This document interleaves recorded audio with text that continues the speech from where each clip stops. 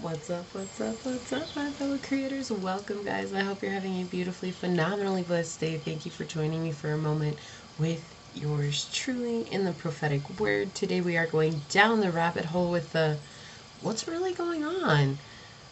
I don't know what else to call it, guys, because this one was just kind of like all over the place, and I was trying to keep up. And holy moly. Okay, so, anyways, guys, before we get into it, I just want to let you know it's a true blessing. Blah. It's a true blessing being here, guys, providing you guys with these messages, my prayers that they fall upon your hearts and remind you guys that you do have the power in your life to take back that power using your discernment and your intuition and make the choices that help guide you to your highest path of purpose. I got the hiccups, guys. Excuse me. And I just want to thank you to all of my new subscribers, all of my old subscribers, all of my new watchers, all of my old watchers. Welcome back, OGs, and all my new Gs. And my prayer is that you guys find a place of security and safety and home here, and knowing that we're all on this journey together. We're many leaves in one tree, right? So with that being said, let's go ahead and get into it. This was definitely an interesting situation. So I will tell you guys what happened in the vision, and just know that you may have to put your situation into it as it is, but it's hard for me to put every situation as, like it could be multiple different things, and that would just take years and years and years to try and fit it all in. So you start off in this place that kind of looks like a school, but it looks like an office building too.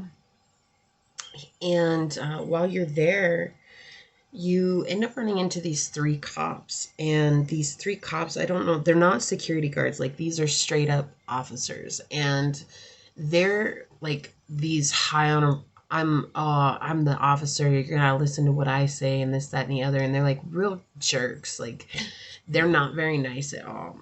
And they make you feel terrible, and they make everybody that they talk to feel terrible. And you just got so fed up with them, and you're like, I gotta go. Like, I got stuff I gotta take care of. And when you left, you ended up meeting up with a guy named Dave. Okay, and so this is not for everybody. This is for a very specific few of you guys. You know somebody that's named Dave, and you're talking to Dave, and you've known him for a while, and you're like, "Look, Dave, like I just am mad at these cops." And he's like, "No, I get it." He's like, "They've been going around terrorizing people, thinking that they have the right to do that." And while you're talking to Dave, suddenly he passes out, and you start to freak out because you're like, whoa, what happened here? Like, what is going on? You cannot pinpoint what's going on. He didn't give any signs of being sick. He didn't give any signs of being exhausted. He just literally like passes out. And so you make sure that he's okay, and you're trying to figure out how to call 911, but your phone ends up being dead for some reason. Like, if you're like, that's weird, I just had like a full charge on it, why is it dead? And you realize that you needed to replace the battery. I know, like, you can't do that in cell phones anymore, but it was like something that you'd been trying to do, whether that's getting a new phone or really truly taking it to the shop and having them replace some of the inner workings of it. But you'd forgotten. And so it was like, even somebody in your family had told you that you could do this to replace your phone or to fix your phone for the time being, and you're like, that's a really good idea. You just hadn't had a chance to go and do it when this situation happened. And so as it goes on, you find a phone, and you're able to call 911 and call the paramedics, and you're like, I gotta go. Like, the cops come back, and they're like creating a lot of havoc, and you're like, I can't be here. You made sure that Dave was okay, and you end up leaving, and you go down the stairs. Again, this is like a school building or an office building. You go down the stairs, and there's another person that you've known for a long time. You walk up to them, and you start talking to them, and it was 4:04 on the clock when I said this. As you start talking to them, they pass out too, just like Dave did. And you're like, holy crap, like, what is going on? This could even be a hospital, but it didn't feel like a hospital. And you're like, okay, 911's on the way. Like, I don't know what to tell you guys. And so this person passes out. Somebody helped you move them onto the couch, and you're like, we got to leave them here. Like, I got to go check other things. You go back up the stairs where Dave was. You see that Dave's awake now, but he's like totally discombobulated. And you're like, Dave, don't worry about it. I called 911. The paramedics are on their way. And you were like in the midst of trying to train somebody. And it's this lady in a purple sweater.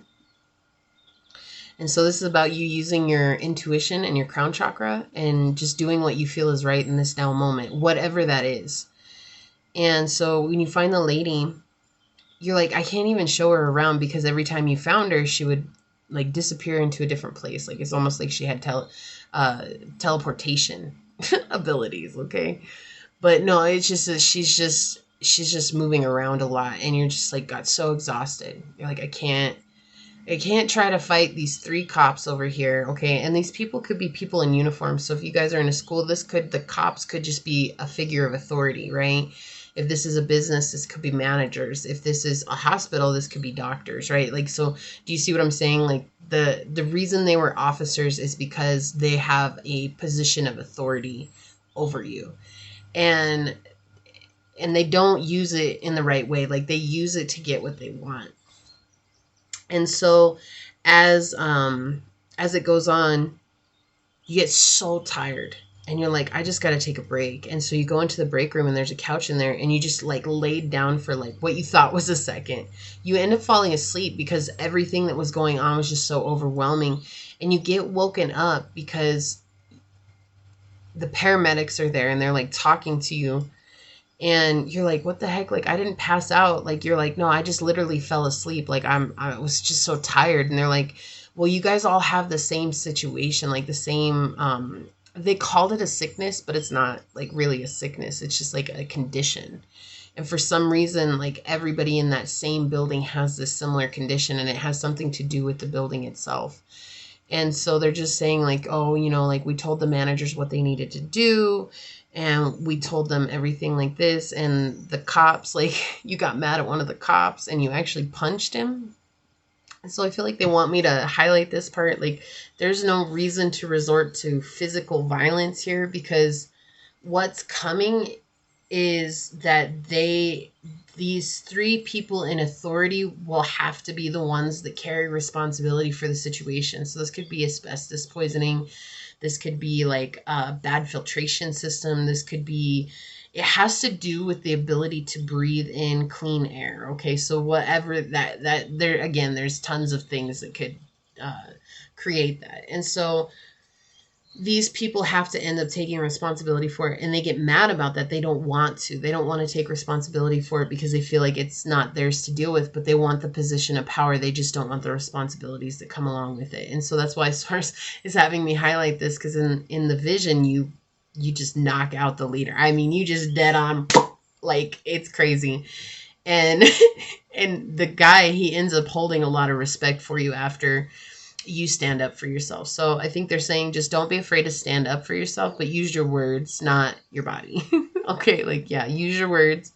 It's okay, because when you stand up for yourself and you stand up for these people that you were trying to help, it's like the dynamic is going to change entirely, and you're going to feel a lot safer wherever this is, whether that's at work or school or whatever, right? You're going to feel a lot safer, and you're going to feel like you can also set stronger boundaries within yourself, and it's going to be the start of a new era for you. And so just being grateful for each moment, I think, is a very key aspect of this situation, whatever the situation is. Again, I don't know everybody's situation. They show me what's going on, and then I have to give it to you guys. And hopefully it falls upon you guys in a way that lets you, 8:44 on the clock when I said that, I hope that it falls upon you guys in a way that allows you to navigate the situation in a much stronger place, and also understanding that you don't have to put up with people's antics just because they think that they have power or authority over you, because that does happen. Sorry, my candle is freaking out over here. I'm trying to fix it. Okay. Whoa. It's on a little shell, and the shell is like so guys, that's what happened in the vision. Just remember that things are going to even out regardless. If it goes whichever way, things will eventually even out, because the people who are trying to cause a lot of problems in this place, they actually have to take responsibility for their own actions, and that's not something that they're yet ready to do, and that will shed a lot of light on what's going on behind the scenes. Okay, so stay strong. For those of you that this resonates with, please stay strong. I'm sending you guys out protective light. I'm sending you guys out protective golden light so that you guys can rise up into a higher perspective and approach the situation from a true place of unconditional love.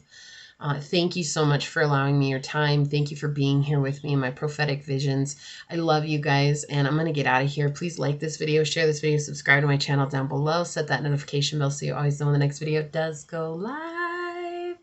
And until next time, go forth boldly, my fellow creators, and courageously find creative ways to rise above in life, laughter, and love. Until we see each other next time, peace out. I love y'all. Bye.